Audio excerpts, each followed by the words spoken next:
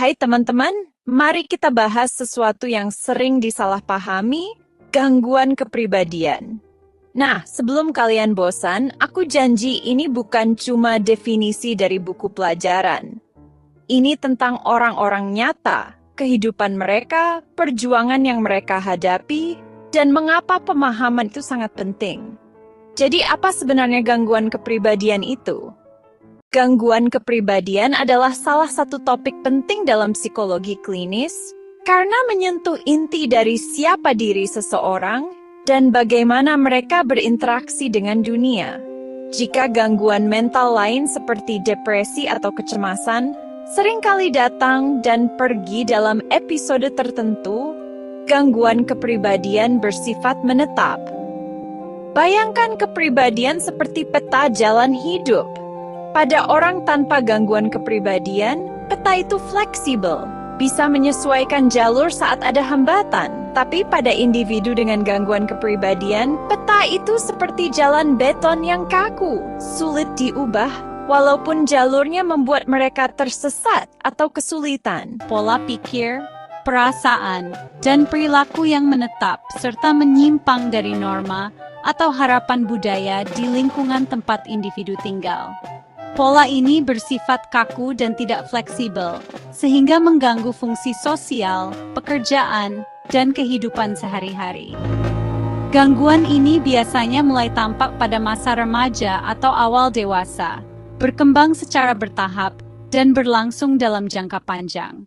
Tidak seperti gangguan mental lain yang bisa muncul dan menghilang, gangguan kepribadian cenderung persisten dan memengaruhi hampir semua aspek kehidupan individu.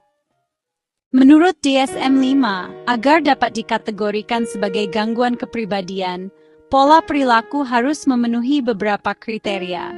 Pertama, menyimpang secara nyata dari ekspektasi budaya. Kedua, pola perilaku bersifat kaku dan menetap. Ketiga, menyebabkan penderitaan atau hambatan signifikan. Keempat, tidak dapat dijelaskan oleh kondisi medis lain. Gangguan kepribadian disebabkan kombinasi faktor biologis atau genetik, seperti riwayat keluarga dengan gangguan mental. Faktor psikologis seperti pola asuh tidak konsisten, trauma masa kecil, atau kekerasan emosional juga berperan. Lingkungan sosial dan budaya, termasuk tekanan sosial dan stigma, turut mempengaruhi perkembangan gangguan kepribadian. Dampaknya pada individu meliputi kesulitan memahami diri, mengelola emosi, dan membangun kepercayaan pada orang lain. Dalam lingkungan sosial dan pekerjaan, sering terjadi konflik berkepanjangan, isolasi, dan ketidakstabilan karier. Meskipun sulit diubah sepenuhnya, terapi psikologis seperti CBT dan DBT dapat membantu mengelola gejala dan meningkatkan kualitas hidup. Menurut DSM-5, gangguan kepribadian dibagi menjadi 3 klaster. Klaster A ditandai perilaku aneh atau eksentrik. Individu dalam kelompok ini sering kesulitan membangun hubungan sosial karena pola pikir dan perilaku yang menyimpang dari norma umum. Gangguan kepribadian paranoid ditandai kecurigaan berlebihan terhadap orang lain tanpa alasan yang jelas. Contohnya, seseorang menolak promosi di kantor karena yakin atasan memiliki agenda tersembunyi untuk menjatuhkannya. Mereka enggan berbagi informasi pribadi, sangat sensitif terhadap kritik, dan menyimpan dendam jangka panjang. Gangguan kepribadian skizoid ditandai ketidaktertarikan membangun hubungan dekat dan terbatas dalam mengekspresikan emosi.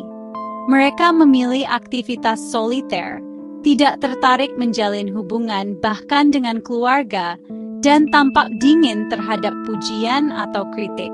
Gangguan kepribadian skizotipal melibatkan ketidaknyamanan dalam hubungan dekat dengan pikiran dan perilaku eksentrik.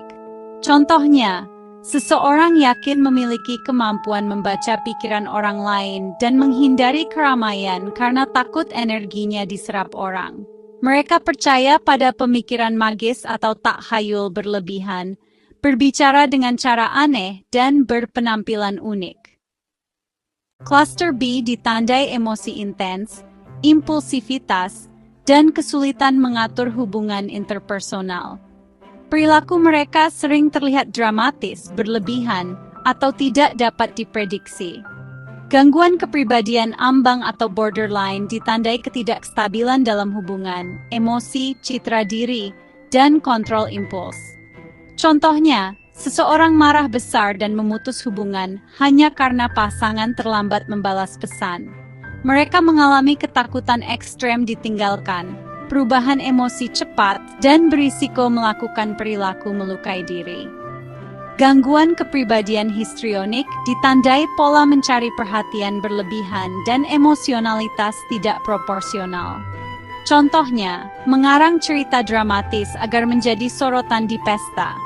Mereka selalu ingin jadi pusat perhatian dengan emosi dangkal yang mudah berubah. Gangguan kepribadian narsistik ditandai rasa diri sangat penting, butuh kekaguman berlebih, dan kurang empati. Contohnya, memutus persahabatan karena teman mendapat penghargaan yang diinginkannya. Mereka menganggap diri istimewa dan mengharapkan perlakuan khusus. Gangguan kepribadian antisosial ditandai mengabaikan hak orang lain, manipulatif, dan agresif. Contohnya, seseorang melakukan penipuan besar-besaran tanpa rasa bersalah terhadap korbannya. Mereka melanggar hukum, berbohong untuk keuntungan pribadi. Mereka bersifat impulsif, agresif, dan tidak menunjukkan penyesalan atas tindakan mereka. Cluster C ditandai pola perilaku cemas dan ketakutan, meliputi gangguan kepribadian menghindar, dependen, dan obsesif-kompulsif.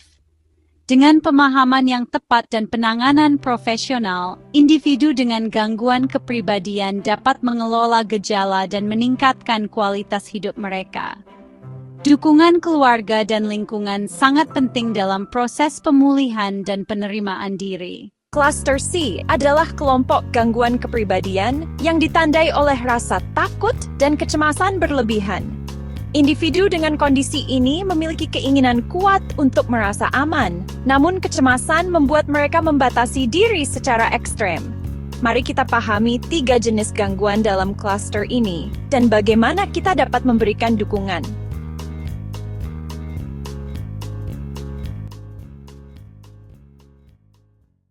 Pertama, gangguan kepribadian menghindar. Individu merasa tidak cukup baik dan cenderung menjauhi hubungan sosial. Contohnya, seorang lulusan baru tidak mengirimkan lamaran ke perusahaan impian karena takut ditolak. Akibatnya, kesempatan emas hilang dan mereka terjebak dalam isolasi sosial berkepanjangan. Kedua, gangguan kepribadian dependen, sulit mengambil keputusan tanpa dukungan dari orang lain. Seseorang menolak tawaran pekerjaan lebih baik karena tidak ingin pindah kota tanpa pasangan. Bahkan untuk keputusan kecil, mereka selalu meminta persetujuan terlebih dahulu. Ketiga, gangguan kepribadian obsesif-kompulsif atau OCPD. Berbeda dengan OCD, ditandai perfeksionisme ekstrem dan sangat kaku terhadap aturan serta prosedur. Seorang karyawan mengulang laporan berkali-kali untuk memastikan sempurna meski tenggat waktu sudah lewat. Akibatnya, pekerjaan lain terbengkalai dan menimbulkan stres tinggi. Meski tidak dapat dihilangkan sepenuhnya, gejala dapat dikelola dengan berbagai pendekatan. Terapi psikologis seperti CBT membantu mengidentifikasi dan mengubah pola pikir negatif.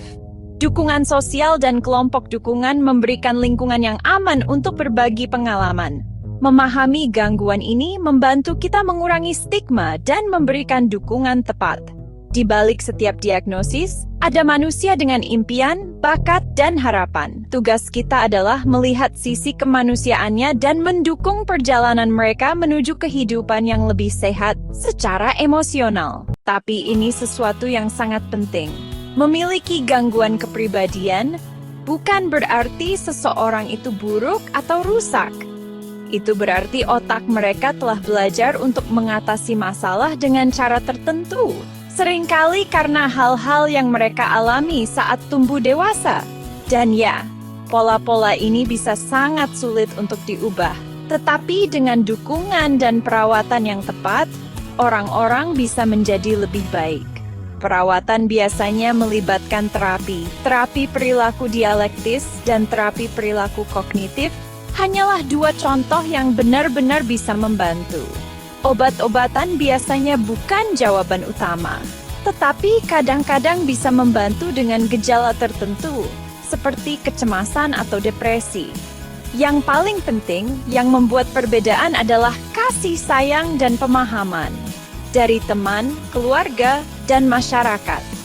Jadi lain kali kalian mendengar seseorang berbicara tentang gangguan kepribadian, ingatlah, itu bukan label, dan itu jelas bukan hukuman seumur hidup. Dengan empati, dukungan, dan sumber daya yang tepat, orang-orang bisa menjalani kehidupan yang bermakna dan terhubung, sama seperti orang lain. Terima kasih sudah menemaniku hari ini. Jika kalian ingin belajar lebih banyak, atau punya pertanyaan, tulis di kolom komentar. Mari kita lanjutkan percakapan ini, dan mari kita akhiri stigma bersama-sama.